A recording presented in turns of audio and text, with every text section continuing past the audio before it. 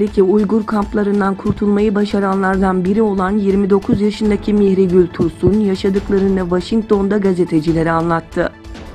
Çin'in milyonlarca Türk'ü farklı kamplarda tuttuğunu, buralarda insanların fiziki ve psikolojik işkencelere maruz kaldığını anlatan Tursun, kendisinin de 4 gün boyunca uyumadan sorgulandığını, saçının kazındığını ve kişisel mahremiyetini, beden dokunulmazlığını hiçe sayan tıbbi muayenelerden geçirildiğini aktardı.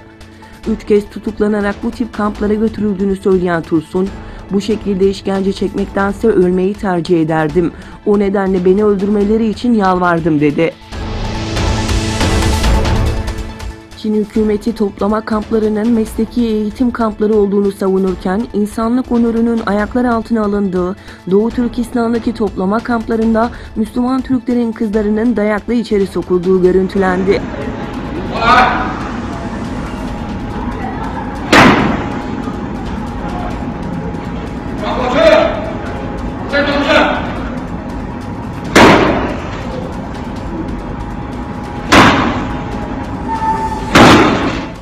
İçeride nelerin olup bittiği ise daha da endişe verici olduğu belirtiliyor.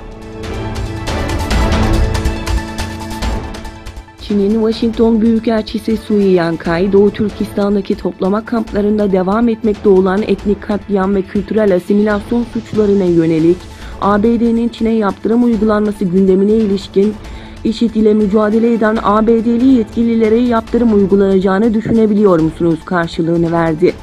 Çin'in Uygur politikasını ABD'nin IŞİD ile mücadelesiyle eşdeğer tutan Sui'ye uluslararası kamuoyundan tepkiler çığ gibi büyüdü.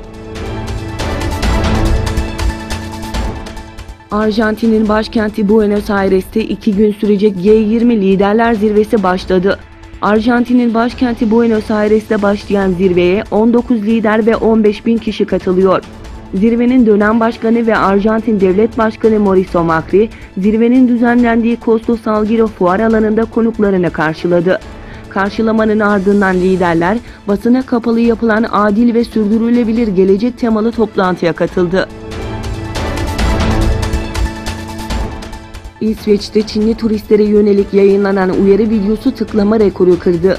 İsveç'te tuvalet kültüründen yoksun Çinli turistlerin önüne gelen her yerde oturup tuvaletini yapması ve hatta WC'de oturup yemek yemesi büyük tepki topladı. Dolayısıyla bu alışkanlıkların İsveç'te yasak olduğu konusunda turizm şirketlerince Çinli turistlere özel broşür dağıtıldı ve özel videolu uyarı yayınlandı.